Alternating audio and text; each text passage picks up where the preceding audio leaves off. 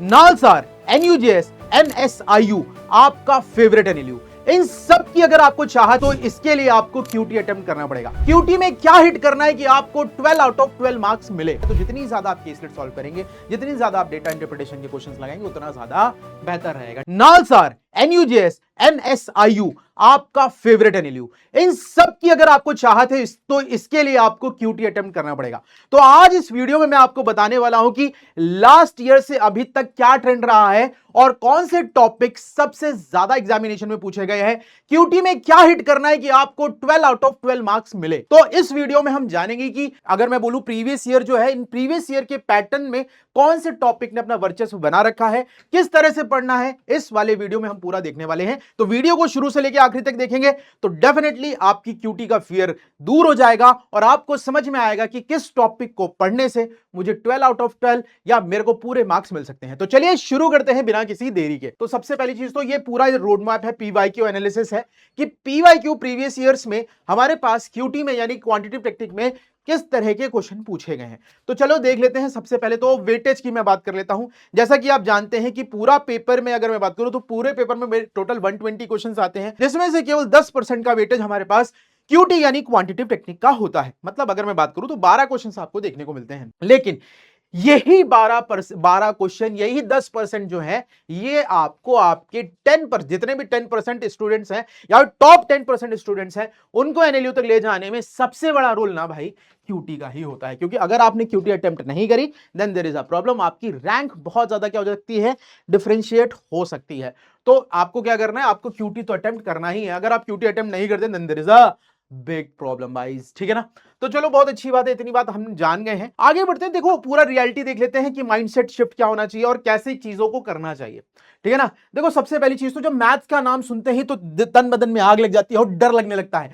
तो बाबू सुनो मेरी बात, ऐसा कुछ नहीं है। जो मैं कहता हूं सिंपल सी चीज है, उसे फॉलो करो, डेफिनेटली सारी चीजें होंगी, ठीक है ना। तो मुझे लगता है कि भाई बहुत लंबी लंबी इक्वेशन आ जाएंगी, हमको बहुत ज्यादा कॉम्प्लेक्स फॉर्मूले याद करने पड़ेंगे, ठीक है ना। मेंटल मैथ्स की स्पीड में बहुत ज्यादा आगे तक बढ़ना पड़ेगा, एडवांस मैथ पढ़नी पड़ेगी। तो बाबू सुनो, इतनी सारी चीजें नहीं पूछी जाती हैं क्लैट के एग्जामिनेशन में। क्वांटिटेटिव टेक्निक में क्या पूछा जाएगा, देखो पैसेज बेस्ड डेटा आता है, मतलब केसलेट के फॉर्म में हमारे पास क्वेश्चंस आते हैं। आप जानते हैं कि पूरा का पूरा पेपर क्या होता है, पैसेज बेस्ड आता है। तो QT यानी कि क्वांटिटेटिव टेक्निक का सेक्शन भी हमारे पास पैसेज बेस्ड होता है। अब यहां पर सबसे इंपॉर्टेंट चीज क्या है कि क्या स्किल आपकी होनी चाहिए। सबसे पहली चीज तो आपकी reading comprehension and data extraction, मतलब आपकी रीडिंग लैंग्वेज में पकड़ होना बहुत ज्यादा जरूरी है। अगर लैंग्वेज में पकड़ नहीं होगा तो चीजों को करना डिफिकल्ट हो जाता है, ठीक है ना। उसके बाद ऑन स्क्रीन कैलकुलेटर परमिट ऐसा कुछ नहीं मिलता है, आपको खुद से ही कैलकुलेटर बनना पड़ता है, अपने दिमाग को कैलकुलेटर बनाना पड़ता है, ठीक है ना। और अगर मैं बात करूं 10th स्टैंडर्ड तक बेसिक हमारे पास अर्थमेटिक पूछी जाती है, तो बहुत ज्यादा लोड लेने की जरूरत नहीं है, थोड़ा सा पढ़ना है, कंटिन्यूस होकर पढ़ना है, डेफिनेटली सारी चीजें हमारी क्या हो जाएंगी, ठीक है ना। CLAT QT is not the math test, it's a data interpretation and logic test design for the future lawyers, मतलब आप सबके लिए बनी हुई है, ठीक है गाइस। बात समझ में आएगी नहीं, आई होप इतनी बात आपको समझ में आई होगी। अब एनालिसिस देख लेते हैं 20, 21, 22, 23, 24, 25 का, 26 तक का, ठीक है ना।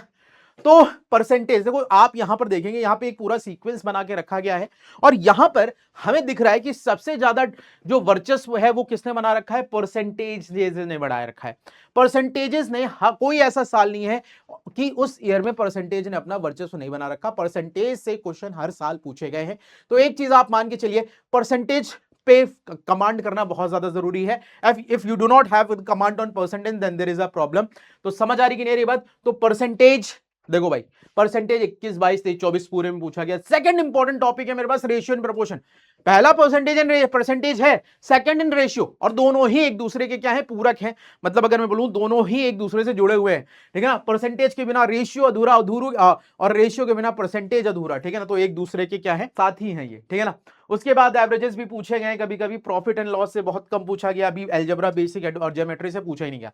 तो आप ये देख लीजिए, पूरा का पूरा मैंने यहां पे दे रखा है कि किस तरह के क्वेश्चन हमारे एग्जामिनेशन में पूछे गए हैं। और ये बहुत ज्यादा जरूरी है कि ये जो ट्रेंड चलता आया है, इस ट्रेंड की मैं बात करूं तो केसलेट मतलब परसेंटेज एंड रेशियो, ठीक है ना। डेफिनेटली बाकी जितने टॉपिक्स हैं उनके हमें बेसिक्स तो आने ही चाहिए। अगर हमें बेसिक्स नहीं आएंगे then there is a problem guys, ठीक है ना। The passage of maths direct standard one questions are dead. 100% of the past 5-year question were embedded in dense text. देखो भाई सिंपल सी चीज है, बहुत मैं तुम्हें ओवरऑल बता देता हूं, सबसे टफ पेपर हमारे पास 2023 का आया था, और टफ नहीं था, वो लैंग्वेज बहुत ज्यादा गंदी थी, अगर आप उसको थोड़ा सा समय देते तो वो बन जाती, ठीक है ना। तो ओवरऑल अगर बात करें तो अभी हमारे पास जितनी भी चीजें हम कर रहे हैं, definitely you can achieve the things, ठीक है।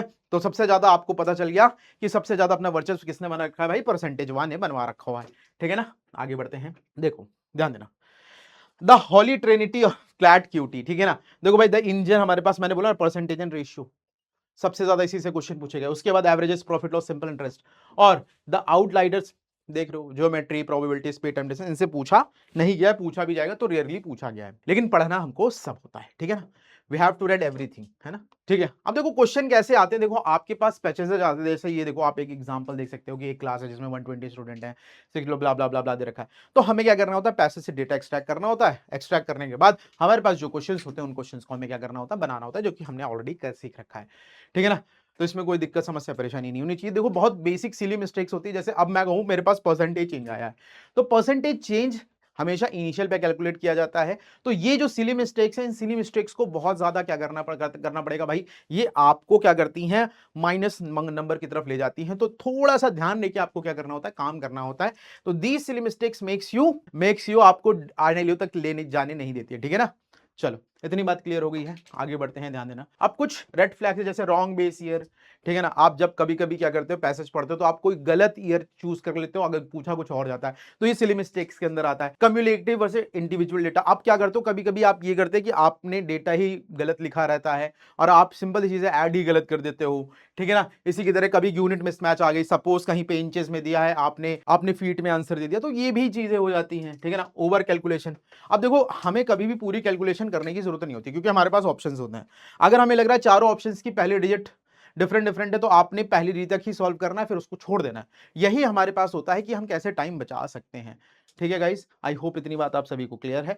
मैथ्स मैं अगर मैं बात करूं तो सिंपल चीज है, कैलकुलेशन का बहुत ज्यादा यूज है, कैलकुलेटर आपको यूटिलाइज करने को नहीं मिलता है, तो आप कैलकुलेटर के भरोसे मत बैठें, ठीक है भाई, क्लियर है। तो देख लेते हैं, अगर हम बात करें तो मास्टर प्रेप क्या है हमारे पास, सिंपल सी चीज है, अभी जून से अगस्त, मतलब जून तो खत्म हो गया, जुलाई अगस्त में आपको फाउंडेशन बिल्ड करना है, बाकी सारी चीजें मैंने आप डिस्कस कर ही रखी हैं, तो आप ये मान के चलिए बस पढ़ाई पे फोकस करनी है, दैट्स ऑल, और कुछ काम करना नहीं है, ठीक है गाइस। आई होप इतनी बात आप सभी को क्लियर है। एग्जाम डे क्या करना है देख लेते हैं भाई, ध्यान देना। Do not it first wrap up on the brain with English और लीगल रीजनिंग, ठीक है ना भाई। 12 मिनट में कोशिश करो कि 10 से 12 मिनट में आपकी क्यूटी हो जाए, ठीक है ना। याद रखना क्यूटी को आप एकदम लास्ट में मत करिएगा, आप सेकंड या थर्ड नंबर पे करिएगा, क्योंकि लास्ट तक आते आते आपका दिमाग एग्जॉस्ट हो जाता है। अब जब दिमाग एग्जॉस्ट हो जाता है तो हम सिली सिली मिस्टेक्स ज्यादा करते हैं, तो ये काम आपको नहीं करना है, ठीक है ना भाई, क्लियर है भाई।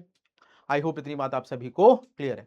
देखो भाई सिंपल सी चीज है, कभी कभी आप मेरे से कहते हो सर ये वाली बुक उठा लें, इसमें सिंगुलर क्वेश्चन है, हमारे पास वर्ड प्रॉब्लम है, तो नहीं भाई, देखो एग्जाम पैसेज बेस्ड है, तो केसलेट पे हमें काम करना है, डेटा इंटरप्रिटेशन पे काम करता है, तो जितनी ज्यादा आप केसलेट सॉल्व करेंगे, जितनी ज्यादा आप डेटा इंटरप्रिटेशन के क्वेश्चंस लगाएंगे, उतना ज्यादा बेहतर रहेगा, ठीक है ना। Stop practising maths, start practising data interpretation, your CLAT 2027 journey starts today, ठीक है भाई, क्लियर है। इसमें कोई दिक्कत, समस्या, परेशानी आई होप नहीं होनी चाहिए, ठीक है गाइस, ठीक है। तो that's all for the day. If you have any problem, है ना, if you have any query, है ना, आप क्या कर सकते हो, सेशन एंड होने के बाद आप कमेंट सेक्शन में पूछ सकते हो। That's all for the day, तब तक के लिए tata bye bye, take care, love you guys and जय हिंद एवरीवन।